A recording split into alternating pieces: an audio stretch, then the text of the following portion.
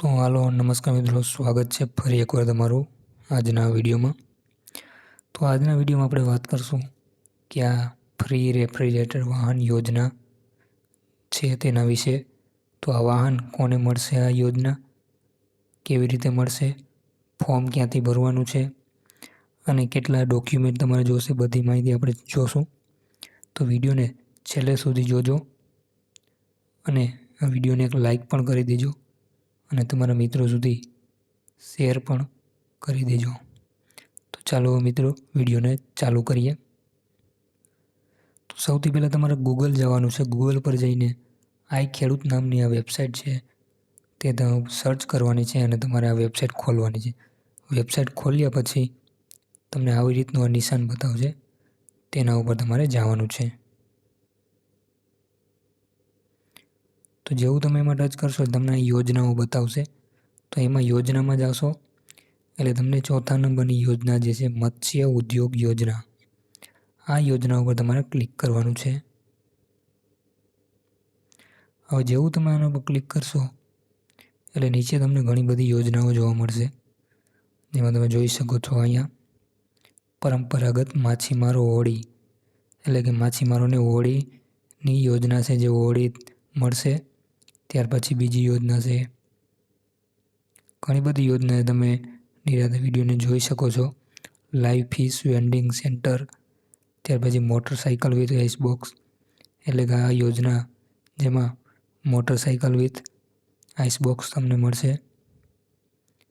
ત્યાર પછી બીજી યોજના આ જે આપણે વિડીયોમાં જે વાત કરીએ તે યોજના છે આ રેફ્રિજરેટર વાહન યોજના। તો આ યોજના ચાલુ ક્યારે થઈ હતી તમે અહીં જોઈ શકો છો, 6/5/25થી 31/3/26 સુધી આ યોજના ચાલુ છે।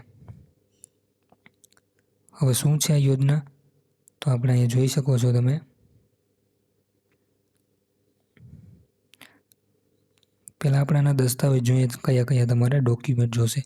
તો અહીં તમે જોઈ શકો દસ્તાવેજ, એના ઉપર ક્લિક કરવાનું છે એટલે આપણી સામે દસ્તાવેજો આવી ગયા છે, જેમાં છે પહેલું પ્રોજેક્ટ રિપોર્ટ, બીજું છે આધાર કાર્ડ રિપોર્ટ, ત્યાર પછી બેંક પાસબુકની પ્રથમ પેજની નકલ, ત્યાર પછી ઓથોરાઇઝ ડીલરનું બિલ, ત્યાર પછી છૂટક અથવા જથ્થાબંધ માછલી વેચાણના મત્સ્ય ઉદ્યોગ ખાતેનું વેલિડ લાયસન્સ, ત્યાર પછી લાભાર્થીનો ફોટો, ત્યાર પછી જાતિનો દાખલો, ત્યાર પછી ખરીદ કરવામાં આવેલ સામગ્રીનું GST વાળું ઓથોરાઇઝ ડીલરનું બિલ, ત્યાર પછી ખરીદ કરવામાં આવેલ સામગ્રીનો અરજદાર સાથેનો ફોટો, અને છેલ્લું છે અરજદાર દ્વારા જે ચૂકવવામાં આવેલું હોય તે અંગેની પહોંચ। તો એટલા ડોક્યુમેન્ટ તમારે જરૂર પડશે આ યોજનાનો લાભ લેવા માટે। હવે અહીં તમે જોઈ શકો અરજી કરવી તમારે, તો આના ઉપર તમે અરજી કરી શકો અને અહીંથી વધુ જાણી શકો। તો આપણે આવા યોજના વિશે વધુ માહિતી મેળવશું, તો વધુ જાણવામાં ક્લિક કરવાનું। હવે અહીં યોજના વિશે બધી જાણકારી આપણે બતાવેલી છે, જેમાં વાંચીએ આપણે ભારત સરકાર તરફથી જે તે વર્ષમાં ફાળવેલ જનરલ, મહિલા, ST SC કેટેગરીના લક્ષ્યાંક મુજબ નીચેના ધોરણે સહાય મળવા પાત્ર રહેશે। લાભાર્થીએ રેફ્રિજરેટર વ્હીકલ યુનિટ કોસ્ટ 25 લાખની સામે જનરલ કેટેગરી માટે 40% સહાય, એટલે કે 10 લાખ સુધીની સહાય મળશે, અથવા ખરેખર ખરીદ કિંમતની 40% બેમાંથી જે ઓછું હોય તે સહાય જનરલ કેટેગરીના લાભાર્થીને મળશે। ત્યાર પછી મહિલા SC ST કેટેગરીના લાભાર્થી માટે 60%, એટલે કે 15 લાખ સુધીની સહાય, અથવા ખરેખર ખરીદના 60% બેમાંથી જે ઓછું હોય તે મળશે। તો અહીંયા SC STના કેટેગરીમાંથી 15 લાખની સહાય છે અને બીજા લોકો માટે 10 લાખની સહાય મળશે, એવું આમાં કહેવાનું થાય છે। જેમાં મળવાપાત્ર સહાય 60% કેન્દ્ર સરકારનો અને 40% રાજ્ય સરકારનો ફાળો રહેવાનો છે।